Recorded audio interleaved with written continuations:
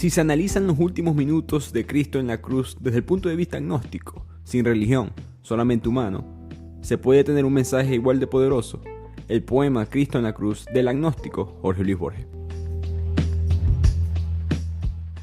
Bienvenidos a este episodio de Bibliotequeando, les habla su anfitrión Ricardo Lugo. Gracias por escuchar este podcast que resume y discute libros. Si quieres seguir aprendiendo aún más a través de la lectura, puedes suscribirte al canal de YouTube, seguirme en las redes @bibliotequeando, también suscribirse al blog donde analizo y resumo libros y ponerle como siempre 5 estrellas al podcast para seguir apoyando este concepto y seguir apoyando la lectura. Hoy les traigo un episodio diferente, porque va a ser un poema, no va a ser un libro extenso, resumido como en otros episodios. Esto no va a ser un resumen, esto va a ser una discusión, un análisis de esta poesía, que al mejor estilo de Jorge Luis Borges, pocas palabras, mucho mensaje. Un poco de contexto, como siempre, Borges no necesita mucha introducción, gran autor argentino, de los mejores dentro de los círculos de la literatura de la historia, un autor de cuentos cortos, pero también con poesías. No voy a decir que las poesías de Borges son olvidadas, pero no son tan discutidas como sus cuentos. Recientemente me regalaron un libro de Borges con básicamente toda su carrera, o los principales cuentos, y caí en este poema y lo quise traer al podcast. La segunda razón por la cual quise hacer este episodio fue que yo subí un video en las redes contando este cuento, esta poesía, y los comentarios fueron, como se pueden imaginar, problemáticos. Sorprendentemente no hacia mí, me evitaron, atacaron más a Borges. Yo en verdad no analicé nada en el video, simplemente lo narré. Y quiero hacer eso, quiero hacer esa segunda parte de ese video básicamente, que es analizar el poema. También voy a narrarles el poema para que tengan el contexto y explicarles un poco de cómo Borges llegó aquí. Supongo que voy a dar este aviso si eres un cristiano apasionado o simplemente cristiano. Cada quien tiene su propio punto de vista. Quizás este episodio va a tener contenido fuerte porque no va a analizar el punto más importante, o de lo más importante de la religión cristiana, que es la crucifixión de Jesús, de un punto de vista religioso, sino que lo va a analizar el poema de un punto de vista agnóstico, un punto de vista humano. ¿Qué es lo que es que un hombre muera en una cruz de esa manera, con esas enseñanzas, con esas ideas, con esa vida? Eso puede ser problemático para ciertas personas, como lo vi en los comentarios, pero pienso aún así que esto va a ser un episodio interesante. Te invito, si ese es tu caso, a que te quedes, que lo escuches. Puedes dar tu opinión en los comentarios del podcast, como siempre también en los mensajes directos en mis redes @bibliotequeando. Y si no lo haces por mí, hazlo por Borges. Si no lo haces por Borges, hazlo por mí. En cuanto a Borges, cómo él, o por qué él escribe este poema, disculpen, múltiples razones. En cuanto a su perspectiva religiosa, fue agnóstico. Él es hijo de una madre católica y de un padre ateo. Él, digamos, dividió esa diferencia y queda en el medio como agnóstico.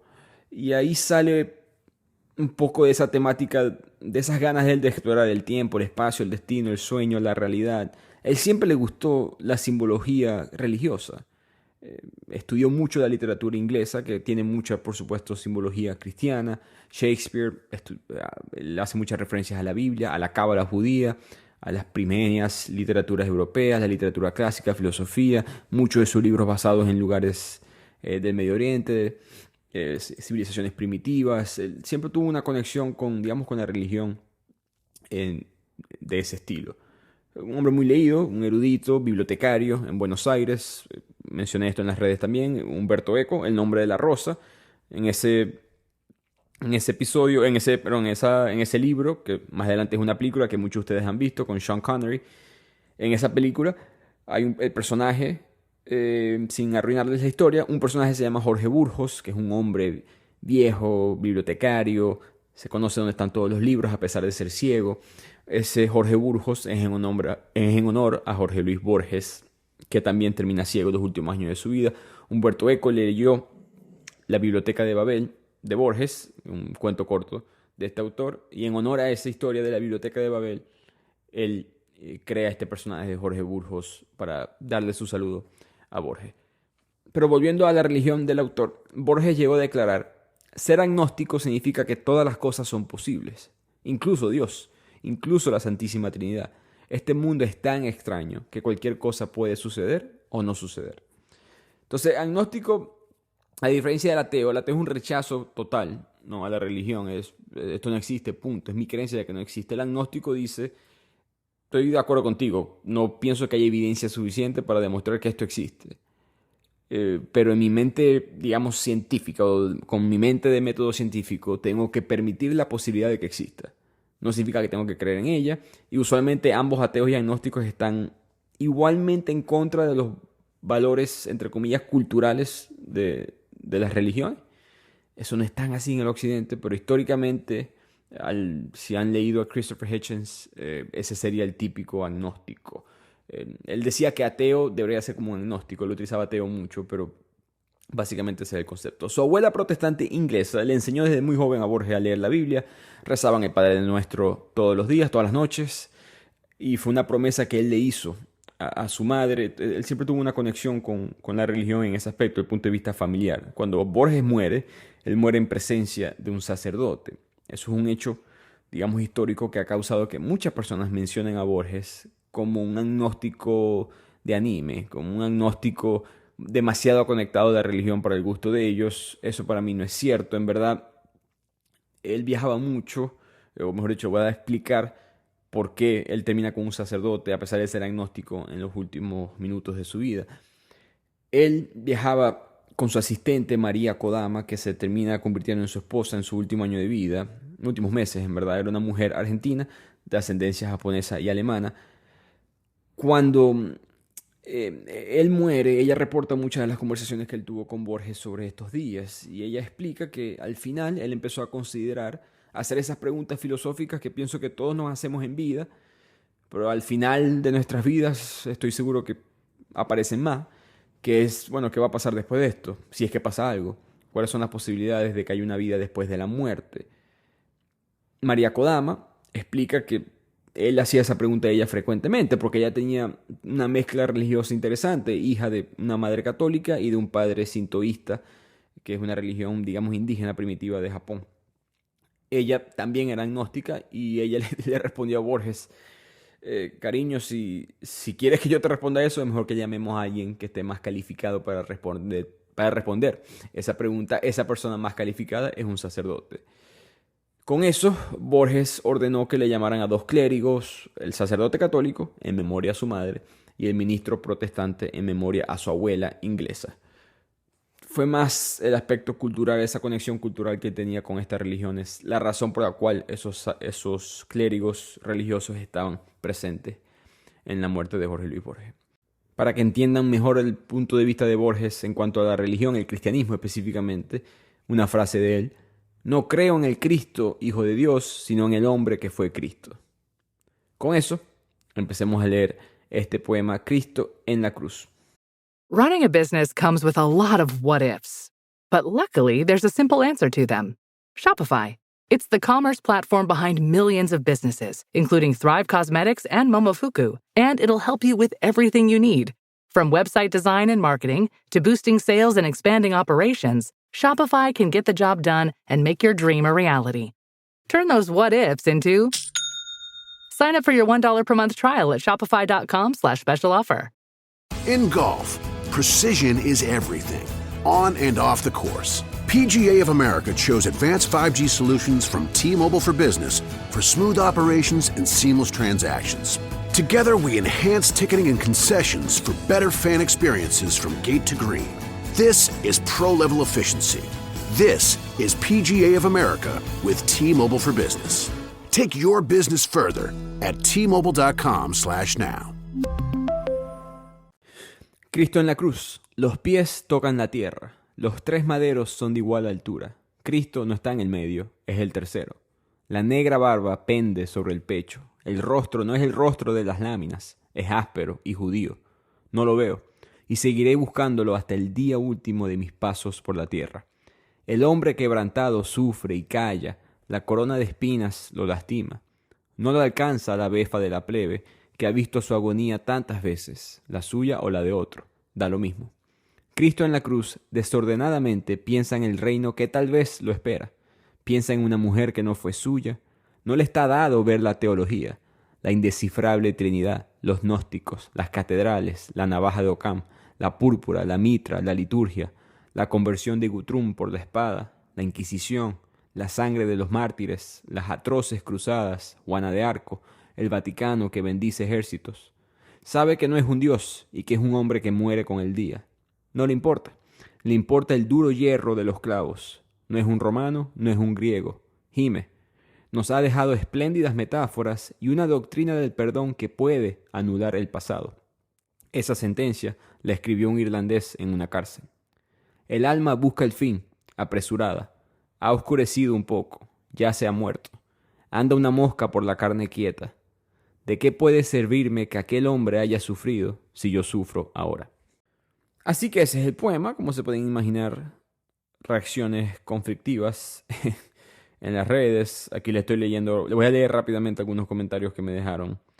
Muchos positivos, en verdad, de agnósticos y cristianos también, aplaudiendo lo interesante que es ver a un poeta no creyente hablar de este momento en la historia. Excelente, lo entendió todo Borges, muy interesante, Borges es un sabio, etcétera, etcétera. Otros comentarios un poquito menos positivos, como te voy a dejar de seguir, y lo aplaudo porque me dejó de seguir. Gracias por compartirlo, pero Borges nunca va a saber lo que es la fe. No le entendió nada. Borges que se quede con sus cuentos cortos, pero en cuanto a Dios, él no sabe la verdad. Dios es la divinidad, etcétera, etcétera. Entonces la gente empezó a pelear en los comentarios un poco.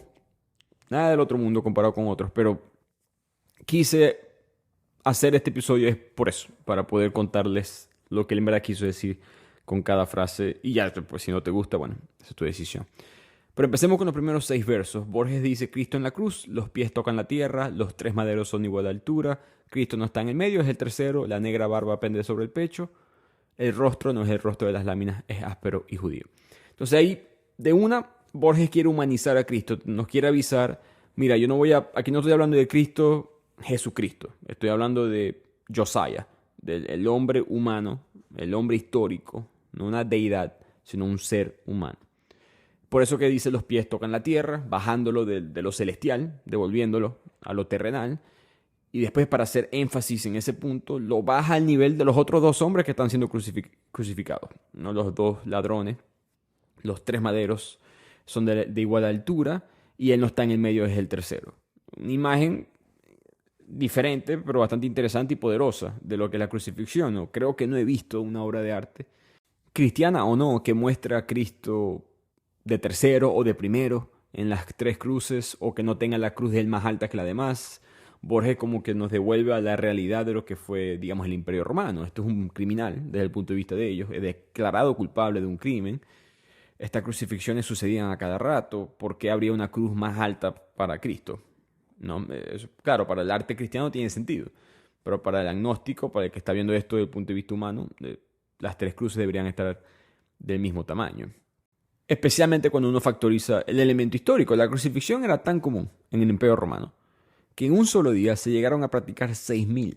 Esto fue cuando los espartanos se rebelaron, estos 73 años antes de Cristo. No habría razón por la cual los romanos le fueran a dar un trato especial a Jesús. Entonces, esas 3 cruces deberían ser del mismo tamaño. Es un mensaje, 1, histórico, pero 2, nuevamente, de Borges avisándote: voy a analizar esto desde el punto de vista humano. Y de ahí él pasa a esta descripción física de Cristo, nuevamente, bajándolo al nivel de ser humano. La barba negra que pende sobre su pecho, ese rostro no es el rostro de las láminas, es áspero y judío. Ahí hay 2 mensajes. Uno, el debate de la apariencia física de Jesús, mucho más discutido hoy en día. No es ese hombre vestido usualmente con ropa medieval, colores y europeo en apariencia, sino que este áspero carpintero de sangre judía. No está sereno. Después vamos a ver en el poema eso también, ¿no? Que le coloca la corona, lo lastima. Otro mensaje de que, bueno, es un hombre, es un humano, está sintiendo dolor físico. Pero 2, de que no puede estar sereno como las obras cristianas a través de la historia lo mostraban. Yo acabo de ir, los que me siguen en Instagram saben que estuve en Italia, en Florencia, y fui a visitar Santa Croce. Estaba la tumba de Galileo, de Miguel Ángel, de Maquiavelo, y pude ver una presentación de un cura italiano, el cura de esta iglesia, de esta basílica, perdón, de la crucifixión de Donatello. Pueden buscarlo en su teléfono rápidamente. La crucifixión es un Cristo, literalmente, digamos, una escultura parecida a la que ves cualquier Cristo que tú ves en una iglesia, ¿no? Ese Cristo que siempre está colgando de la pared. Y fue muy surreal esa experiencia porque es un cura quejándose de la iglesia católica, se está quejando de la Inquisición de la época. Porque esta obra de Donatello fue muy polémica en su época porque no es tan impactante desde el punto de vista visual, sino que en esa época del Renacimiento, cuando Donatello crea este Cristo, ese es el primer Cristo, en verdad, en la historia, que está agonizando. Siempre Cristo se mostraba, por ser el Hijo de Dios, por tener este ángulo cristiano, sereno, mirando hacia el cielo, como que listo de ir hacia el otro mundo. Y Donatello dice, bueno, pero tiene 3 clavos enterrados en el cuerpo, tiene una corona de espinas en el pecho, lo han azotado, lo han escupido, le han hecho todo esto. Yo no creo que él estaba sereno, yo creo que estaba sufriendo. Y en ese sufrimiento, él representa ese sufrimiento, disculpen, con esta escultura. El mentor de Donatello le dice, ¿estás loco? ¿Quiere que nos maten? Y esconden al Cristo, esta obra de la crucifixión, la esconden en Santa Croce, en esta iglesia que continúa ahí en Florencia. Entonces Borges creo que hace lo mismo, ¿no? Te recuerda que él está ahí sufriendo en la cruz, no está necesariamente en un momento de gloria, por mucho que se pueda ver así desde el punto de vista nuevamente religioso. Después él continúa y dice, no lo veo. Después de que dice, es áspero y judío, no lo veo. Y es muy interesante esa frase porque está diciendo básicamente su posición religiosa. Soy agnóstico. No veo a Cristo. No, es Cristo en la cruz, así arranca. Cristo en la cruz. No dice Jesús, dice Cristo. Cristo es lo que viene después. El término Cristo viene del griego Christos, que significa el elegido. Los evangelios fueron escritos en griego. Y de ahí es que viene el concepto de Jesucristo. Pero a Jesús su nombre no era Cristo. Por lo tanto, Borges representa esa diferencia entre lo celestial y lo terrenal con esa frase. Y dice, no lo veo. Yo veo al hombre, sí lo veo. A Jesús sí lo veo. A ese hombre en la cruz lo veo claramente. Pero no consigo ese Cristo y seguiré buscándolo hasta el día. El último de mis pasos por la tierra es la frase de Borges, como nuevamente la posición agnóstica quizás un poco más orientada hacia la religión, en el sentido de que no solamente veo posible que haya un Dios, sino que quisiera que exista un Dios. Pero en esta historia no lo veo. Y ese conflicto interno de Borges lo tiene presente. Y aclaro, el nombre verdadero de Jesús era Yeshua, Yeshua, en hebreo. No sé en qué momento sucedió esto. Me declaro ignorante en cuanto a esto, voy a investigar, pero en algún momento en la historia nosotros traducíamos nombres propios por alguna razón. Creo que todavía lo hacemos con países, ¿no? Deutschland le decimos Alemania, o England le decimos Inglaterra, como que no entiendo por qué. No me imaginaría si yo digo que soy de Venezuela y alguien dice otro nombre. Ah, sí, de ese lugar. Como que en algún momento traducíamos todas las cosas. Reinas Elizabeth se decían Isabel. Eso se está cambiando, creo que para bien. Pero el punto es que Jesús en hebreo era otro nombre y es parte del mensaje de Borges. Pasemos ahora de regreso al poema, verso número 11. Si alguien tiene el poema enfrente de ellos, los poemas se suelen enumerar, no siempre, pero algunos autores lo hacen.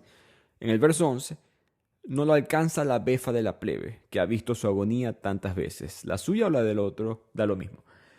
Esa frase, volviendo a lo mismo, la crucifixión siendo tan común, el romano presente ve la agonía de un hombre más. No es la agonía de un ser especial, especialmente tomando en cuenta que nadie es cristiano en este punto, muy pocos en verdad son seguidores de Jesús en número. El que está presenciando esta crucifixión, este momento tan histórico, en el momento que lo está viviendo, no es un momento histórico. Él no es el Hijo de Dios en el punto de vista de sus ojos. Esa agonía es la agonía de cualquier persona común y corriente como yo, que estoy aquí, sentado presenciando esta crucifixión, que pudiera estar en esa cruz eventualmente. Creo que eso va a ser parte del mensaje más adelante en el poema. Seguimos adelantándonos en el poema. Él dice, piensa en el reino que tal vez lo espera, piensa en una mujer que no fue suya. Obviamente esa frase tal vez lo espera. Borges ve a Cristo como un ser humano. Hay una entrevista de Borges que le está hablando de Jesús y dice, tuvo que haber sido una persona, o sea, respeto mucho sus ideas, y tuvo que haber sido una persona extraordinaria. Porque para tú mismo decir que tú eres el Hijo de Dios requiere una mentalidad claramente diferente, algo especial. El cristiano va a decir que lo era, el agnóstico va a decir que no. Y si Cristo era humano, así se haya convencido a él mismo que era el Hijo de Dios, Borges argumenta, él no puede estar 100% seguro que había una vida después de la muerte, especialmente en ese momento. Él tuvo que estar agonizando por el dolor físico y después ahora va a empezar a llegar el dolor emocional. Hace una transición, Borges, de la agonía física a la psicológica, que lo hace para mí mucho más humano. Él tuvo que haber estado dudando sobre si en verdad él iba a ser el Hijo de Dios, si él en verdad iba a estar en el cielo después de que muriera en esta cruz. Eso le pasa a cualquier persona, el cristiano, el islámico, el ateo, el agnóstico. Nadie tiene en verdad un 100% de seguridad, nadie tiene pruebas. Podrán no tener dudas, pero no tienen pruebas. Siempre hay otra posibilidad y ese último respiro incluye esa duda. Y esa agonía para mí psicológica es mucho más humana. Es un Cristo, es un Jesús en una cruz, inmerso en sus propios pensamientos, reflexionando sobre su destino, sobre su sufrimiento. Eso es más alcanzable para un lector, especialmente un lector moderno. Te conecta mucho más. Creo que todos pensamos en lo que dejamos atrás, en la vida, en las metas que no pudimos lograr. Esa frase, piensa en una mujer que no fue suya, ¿no? Las cosas que se dejaron incompletas, los amores no concretados, las metas no cumplidas.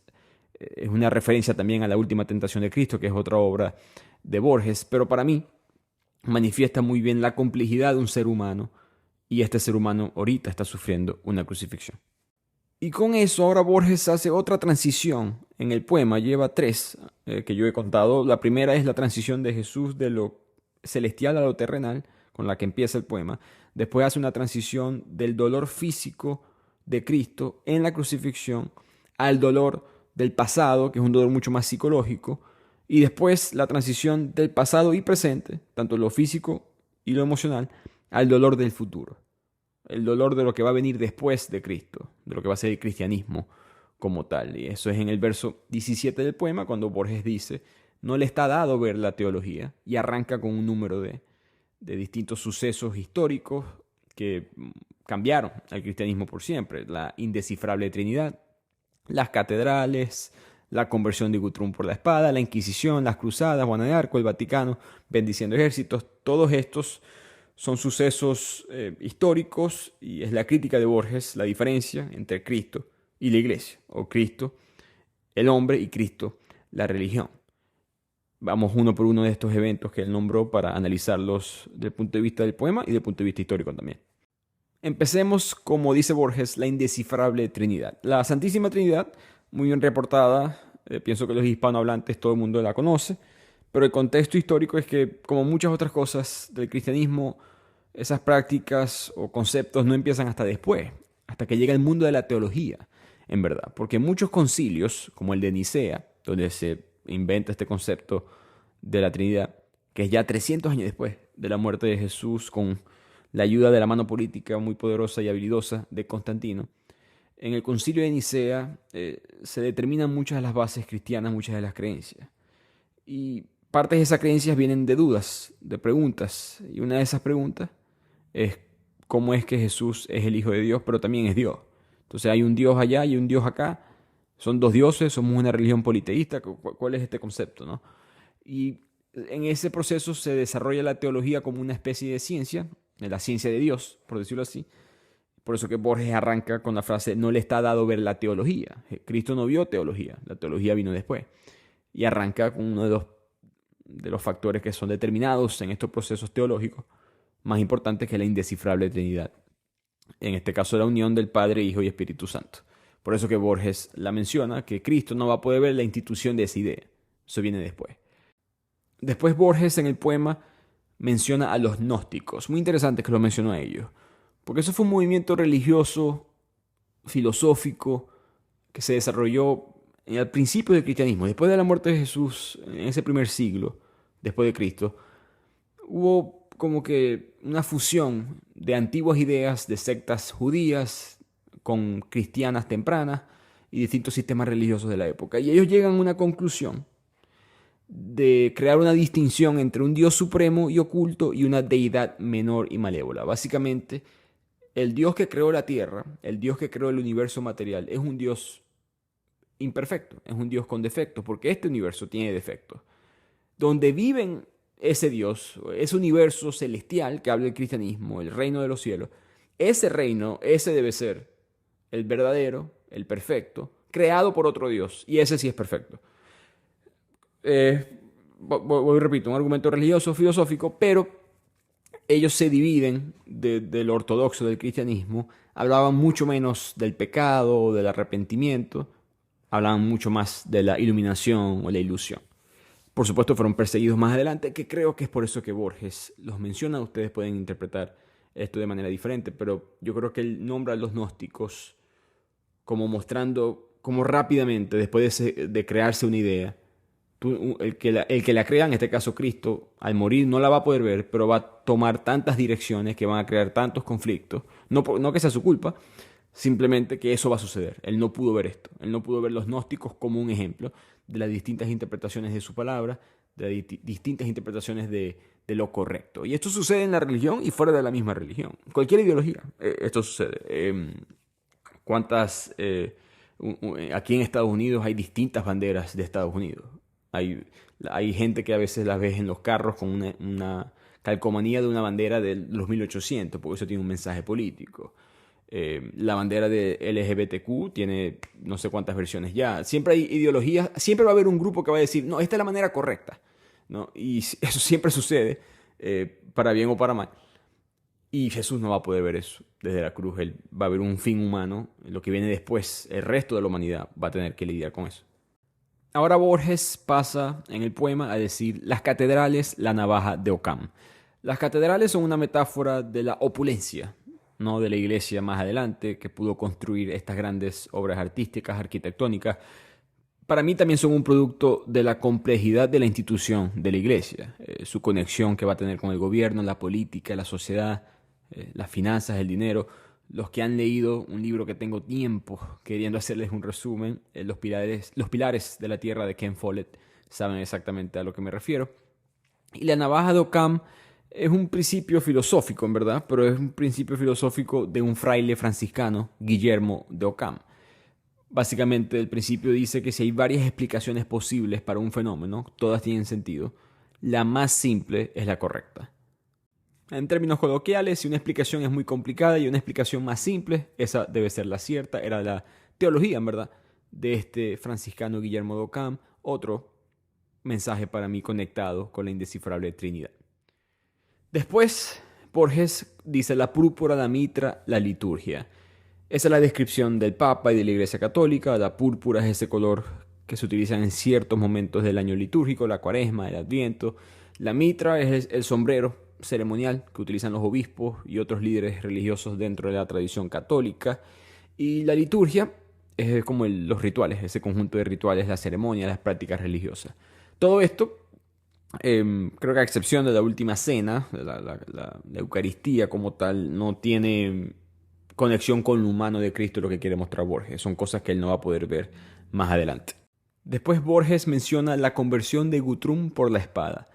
Tuve que investigar, no conocía este suceso, pero durante el reinado del rey Alfredo en Wessex, en el siglo IX en Inglaterra, recordemos que Borges, con su toque de sangre inglesa, era muy leído sobre la literatura de este país, se enseñó en la Universidad de Literatura Inglesa en su momento. Guthrum era un líder vikingo que lideró distintas incursiones durante esta era vikinga hacia Inglaterra. Eventualmente él es derrotado por el rey Alfredo, año 800, mediados finales de los años 800. Después de esa derrota, Guthrum y sus seguidores, su ejército, tuvo que ser bautizado como cristiano. Entonces, la referencia a esta conversión de Guthrum por la espada sugiere que esa conversión de Guthrum no fue tan voluntaria como lo pinta la historia. Fue una derrota militar, fue la imposición del cristianismo por la fuerza. Si Guthrum se lo merecía o no es otro debate.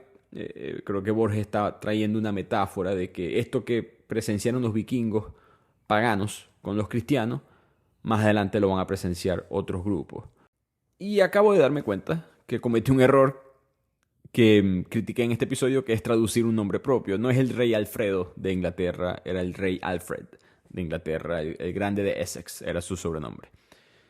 Después Borges continúa en el poema y dice: la Inquisición, la sangre de los mártires. Ese verso creo que es bastante intuitivo. La Inquisición, uno de los eventos más reportados de la historia, de los horrores más grandes de la iglesia, desde elementos básicos como criticar la autoridad de un cura o de una persona eclesiástica del clero en tu parroquia, hasta ir de verdad en contra de las creencias cristianas o creer en otros dioses, todo en el medio de eso. Fue perseguido. Hablamos de uno de los juicios más famosos de la misma de Galileo Galilei en el episodio de su biografía. La sangre de los mártires, creo que ya eso es una referencia de todas las personas que han muerto en nombre de Dios. La lista es larga, pero el primero reportado en la historia ahora es un santo, San Esteban. Fue uno de los primeros diáconos de la iglesia primitiva, en este punto en Jerusalén. Fue lapidado hasta la muerte por predicar el evangelio. Entonces, desde ese San Esteban hasta el grupo de nigerianos, me acuerdo hace unos 8 o 10 años, que por ser cristianos fueron quemados vivos por grupos radicales islámicos. Todo en el medio. Son muertes que Cristo no pudo haber visto. Y hay un dolor psicológico de no haberlas visto y de no saber que, vuelvo y repito, no es que sea su culpa. Eso no es el argumento de Borges, ni creo que de nadie, seriamente. Sino de que esta idea iba eventualmente, con la complejidad, lo que es la sociedad y la historia humana, a terminar en este tipo de eventos, cosa que él no predicó, por supuesto. Y pasamos ahora a los últimos 2 versos de esta sección del poema que habla de estos sucesos históricos dentro del cristianismo. Borges dice: las atroces cruzadas, Juana de Arco, el Vaticano que bendice ejércitos. Las cruzadas no necesitan mucha introducción tampoco. Algún día haré un episodio de un par de libros que he leído sobre este tema. Creo que tendría que quizás condensarlos a ambos, pero fue la expansión, por supuesto, del cristianismo, especialmente por la respuesta a la expansión musulmana en Tierra Santa, persecución de los cristianos en estas tierras. La iglesia responde con todo su poderío. El Papa bendice a todos estos soldados. Se les promete que pueden entrar al cielo, así cometan todos estos pecados que están a punto de cometer, solamente por el bien del cristianismo. Entonces, las cruzadas, por supuesto, implicaron a distintos estados europeos, distintas regiones, imperios y muchas expediciones militares para controlar Jerusalén y otros lugares sagrados. Después Borges menciona a Juana de Arco. Me quedé pensando por qué la mencionó a ella. ¿No? Ya mencionó a mártires o personas perseguidas por la Inquisición o la Inquisición como tal. Obviamente Juana de Arco es muy importante históricamente. Esta mujer adolescente francesa que dice que Dios le está hablando, que los santos le están hablando, pidiéndole, exigiéndole que libere a Francia del yugo inglés. Parecida a la historia de Moisés, en verdad, del Antiguo Testamento. Creo que la menciona, y conectaré los puntos más adelante, ya al final de este resumen, pero creo que la menciona porque entre los cargos de Juana de Arco estaba que vistió ropa de hombre. En su ropa de ejército ella estaba vistiéndose como un hombre, y eso no era aceptado por la ortodoxia cristiana. Creo que Borges va a criticar eso más adelante con otro personaje. Continúa el poema y los siguientes versos Borges escribe: sabe que no es un dios y que es un hombre, que muere con el día. Le importa el duro hierro de los clavos, no es un romano, no es un griego, gime. Para mí está hablando ahí nuevamente de la humanización de Cristo, de eliminar este carácter celestial en esta poesía, pero lo conecta con el estoicismo.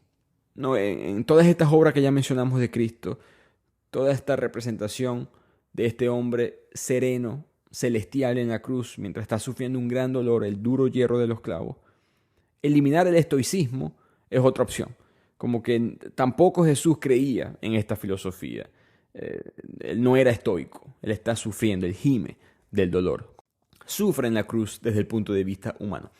Los siguientes versos del poema Borges escribe: nos ha dejado espléndidas metáforas y una doctrina del perdón que puede anular el pasado.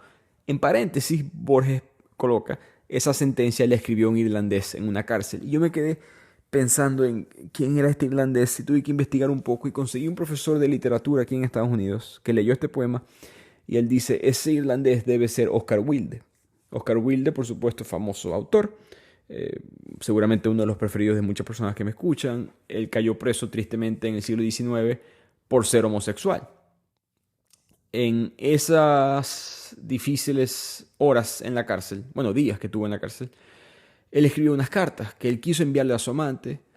La policía no dejó que las enviara, pero las cartas sobrevivieron. En la segunda parte de la carta, él explora a Cristo como una figura romántica, y al explorarlo de esa manera también lo explora como una figura humana. Y Wilde llega a la conclusión, escribe, y cito: "El pecador debe arrepentirse, porque si no, no puede ver su error. El momento de iniciación, de perdón, es el momento donde se puede cambiar el pasado. Los griegos no creían en esto. Los dioses no pueden alterar el pasado, decían los griegos, pero el pecador puede. Cristo dijo que hasta el pecador más común lo podía lograr. Es una idea difícil de comprender. Hay que estar aquí en la cárcel para entenderla". Y aclaro, no es que Oscar Wilde estaba arrepentido de ser homosexual, sino que estaba lidiando con su identidad y cómo estaba siendo perseguido, y que el perdonar cambia el pasado. Él se da cuenta de esa realidad en su mente desde el punto de vista filosófico, y eso se conecta con lo que dice Borges justo antes de mencionar a Oscar Wilde. Una doctrina del perdón que puede anular el pasado. Borges está refiriéndose a lo que Oscar Wilde mencionó en esa cárcel. Esa enseñanza cristiana de que tú te puedes arrepentir. Es un debate, de hecho, dentro del cristianismo por mucho tiempo. Si tú cometes todos estos pecados, pero te arrepientes y aceptas a Dios en tus últimos minutos, momentos de tu vida, tú entras al reino de los cielos y eres perdonado porque Dios quiere a todos sus hijos con tal y lo acepta, etcétera, etcétera. Esa mentalidad cambia el pasado. Se puede anular el pasado. Y con eso llegamos ahora a los últimos 5 versos del poema. El alma busca el fin, apresurada, ha oscurecido un poco, ya se ha muerto, anda una mosca por la carne quieta. ¿De qué puede servirme que aquel hombre haya sufrido si yo sufro ahora? Aquí, por supuesto, se anuncia nuevamente la humanidad de Cristo. Como empieza el poema, se termina. Un Cristo humano que ahora muere. Qué imagen más gráfica que una mosca caminando por la carne. Es el verso 33, por cierto, del poema cuando menciona esto, que coincide con la edad de Cristo, cuando dice que el alma busca el fin apresurada.